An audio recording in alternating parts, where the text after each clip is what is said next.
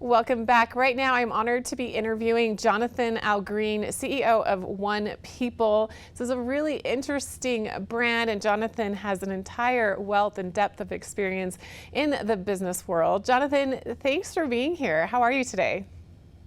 I'm great, thank you, and thank you for having me.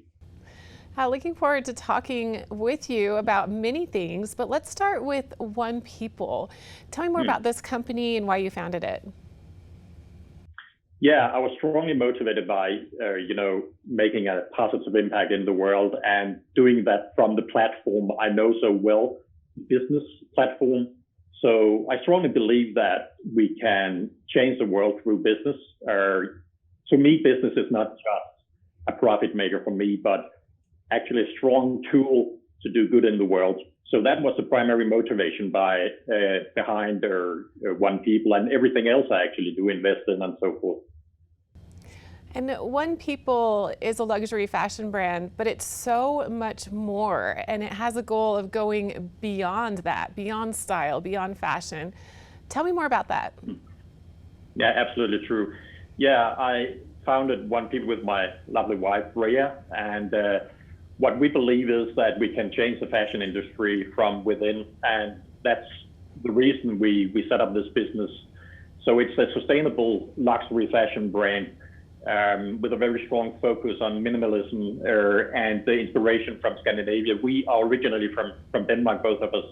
So we took that and we want to bring it to the next level by being a very focused on what we call people and planet centricness. So that means that we are not just in for profit. We are actually trying to do something that can change everything from manufacturing to how we act in the world as a business, which is also why we have so strong focus on using a part of our profit to do good in the world, or more specifically to educate new entrepreneurs with the same agenda, you could say, that we have, using their business as a strong tool to change the world to a better place for more people. Yeah. And that being said, you have been quoted to say that financial success is a positive consequence of good business practices and creating a better world.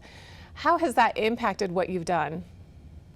Yeah, of course, it helps a lot. When you have a strong financial foundation, you can use that to channel, so to speak, not only into my own businesses or One People in this sense, but also investing in other entrepreneurs, other good projects around the world, from US to Europe to Asia, where we find good entrepreneurs who have a similar agenda like we have, use their business to have a strong positive impact in the world. Now, this attitude is very admirable. I feel like for some people, especially just starting out or creating a business, kind of have the opposite idea.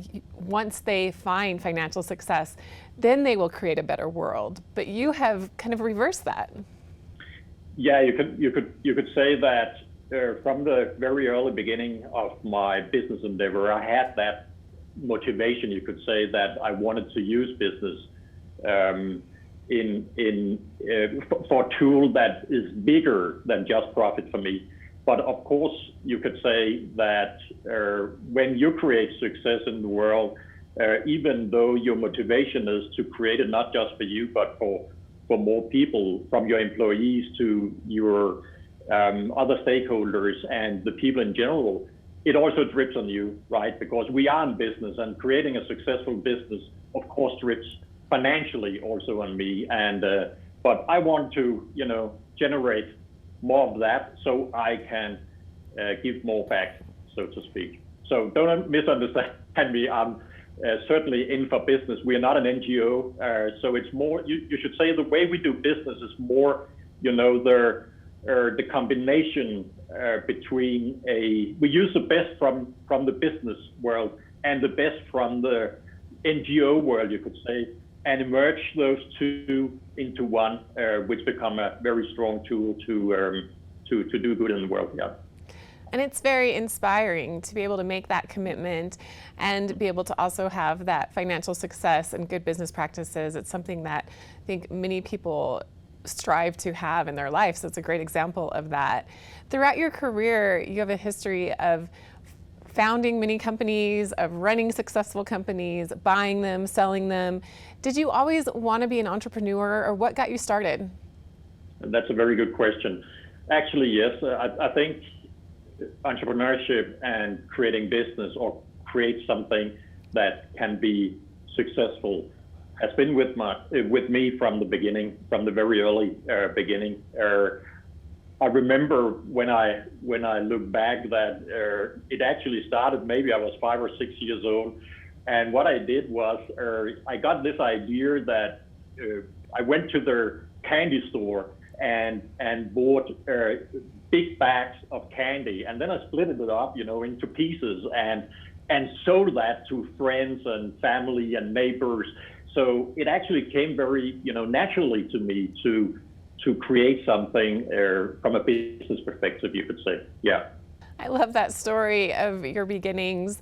You have very high standards and these best practices that we've mentioned. Has that always been part of your philosophy with every business, every job that you've had, or has this evolved over time? No, I believe it has been with me from a very early beginning. I had this focus as I would say, big kid or teen, that I really believed that if I wanted to change something or impact the world in a bigger sense, so to speak, I had to start with myself. So, from early beginning, I began to look into myself and reflect on how can I actually become a better, both as an entrepreneur and business owner, but also as a student, because back in the day, of course, started in the schools, but also as a person. How could I lift myself and become a better human being? And so that has kind of been my strong foundation from the beginning. I really believe that you have to start with yourself if you want to do any good in the world or want to have an impact in the world. Start with yourself and then see how you can impact others through inspiration, but also through other methods, so to speak, and tools. And circling back to One People, which is one of your primary focuses right now, where do you hope to take this company in the next year, 5 years, 10 years? Yeah, One People is already a global-oriented company. It's still a relatively early stage, and we are, as we speak, finalizing our Series A round for funding, where we open the company more up for outside investors, because we have the intention that a bit down the road to make an IPO. So 5 years from now, I hope I sit here and talk with you again about a successful IPO. Going public on the stock exchange. That's actually our goal with from a business perspective with One People. But from a more impact-oriented perspective, yeah, we want to sell out more of our products so we can use more of our profit, so we can impact the world even at a larger scale than today. Helping other entrepreneurs, educating other entrepreneurs by using some of this profit to do so. So we kind of create a global network of impact-driven entrepreneurs. Would be amazing to see. So that's a strong motivation for me, as well as I'm very strong motivated by also my employees and my lovely daughters. I have two, to create a strong foundation for them and their future. That's something that is extremely important to me. And I hope that you'll come back in the future when you achieve these big goals. I know you will, and looking forward to having more conversations about that. Where can we find more information about One People and about you and your company? Yeah, on the website, I would say go to our website, onepeople.com. And yeah, if you want to look more into me as a entrepreneur and business owner who wants to create a bigger impact, if that inspires you, you can certainly look into my social media profiles. Yeah. Well, thank you so much, Jonathan Algreen, for being here today, CEO of One People, doing really impressive, great things in their company, best business practices, and making a difference in the world and the planet. And we're very grateful that Jonathan joined us today and hope that he'll come back once again. We will be back right after this.